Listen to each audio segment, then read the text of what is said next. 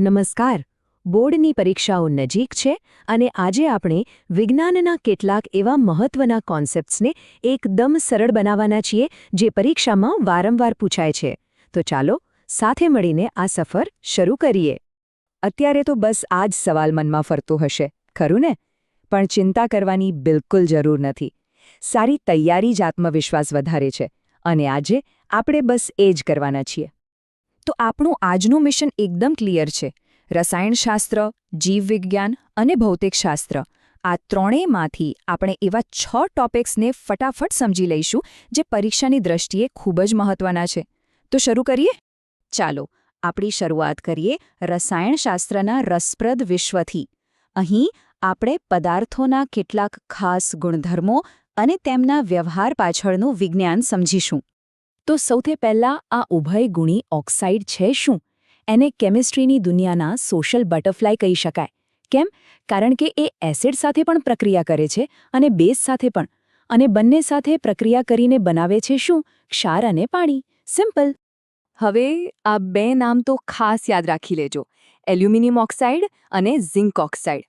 પરીક્ષામાં આ ઉદાહરણો પૂછાવાની શક્યતા ઘણી વધારે છે, એટલે આને બરાબર મગજમાં ફિટ કરી દેજો. હવે વાત કરીએ મેન્ડેલીફના આવર્ત કોષ્ટકની. એ ખરેખર ક્રાંતિકારી હતું, પણ એમાં 2 મોટી તકલીફ હતી. પહેલી, હાઇડ્રોજન માટે કોઈ પાક્કી જગ્યા નહોતી અને બીજી, સમસ્થાનિકો એટલે કે આઇસોટોપ્સ માટે પણ કોઈ અલગ સ્થાન નહોતું. પણ ખબર છે, આ ભૂલોમાંથી જ શીખીને વૈજ્ઞાનિકોએ આધુનિક આવર્ત કોષ્ટક બનાવ્યું જે વધુ સચોટ છે. સારું, તો કેમિસ્ટ્રીની વાત થઈ ગઈ. હવે વારો છે બાયોલોજીનો. ચાલો જીવનને શક્ય બનાવતી કેટલીક મૂળભૂત પ્રક્રિયાઓ પર એક નજર કરીએ. ક્યારે એવો વિચાર આવ્યો છે કે પ્રજનન આટલું જરૂરી કેમ છે? કોઈ એક જીવ તો એના વગર પણ જીવી શકે છે, તો પછી આખી જાતિ માટે એ આટલું મહત્વનું કેમ છે? ચાલો આનું કારણ જાણીએ. જુઓ, એનો જવાબ આ 3 મુદ્દાઓમાં છુપાયેલો છે. પહેલું, પોતાની જાતિનું અસ્તિત્વ ટકાવી રાખવા માટે. બીજું, પેઢી દર પેઢી જૈવિક માહિતી એટલે કે ડીએનએ આગળ પહોંચાડવા માટે. અને ત્રીજું, અને સૌથી મહત્વનું, પૃથ્વી પર જીવનની આ સાંકળને સતત ચાલુ રાખવા માટે. હવે વાત કરીએ શ્વસનની. એના 2 મુખ્ય પ્રકાર છે, જારક અને અજારક. જારક શ્વસન ઓક્સિજનની હાજરીમાં થાય છે અને એમાં ભરપૂર ઊર્જા મળે છે. જ્યારે અજારક શ્વસન ઓક્સિજનની ગેરહાજરીમાં થાય છે અને એમાં પ્રમાણમાં ઓછી ઊર્જા મળે છે. યાદ રાખજો, જારક એટલે વધુ ઊર્જા, અજારક એટલે ઓછી ઊર્જા. અને હવે આપણે આવી ગયા છીએ આપણા છેલ્લા વિભાગમાં, ફિઝિક્સ.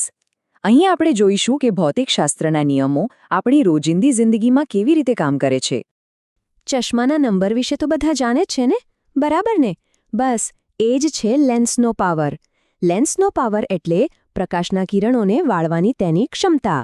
તેનું સૂત્ર છે P=1/f અને તેનો એકમ છે ડાયોપ્ટર, જેને આપણે D વડે દર્શાવીએ છીએ.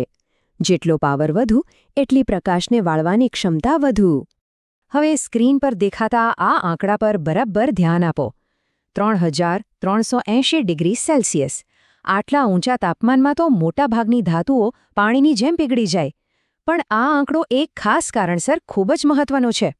અને આ જ કારણ છે કે જૂના જમાનાના બલ્બના ફિલામેન્ટમાં ટંગસ્ટન ધાતુ વપરાતી હતી, કેમ કે એનું ગલનબિંદુ છે 3380 ડિગ્રી સેલ્સિયસ, એટલે ગમે તેટલું ગરમ થાય તો પણ પીગળતો નથી.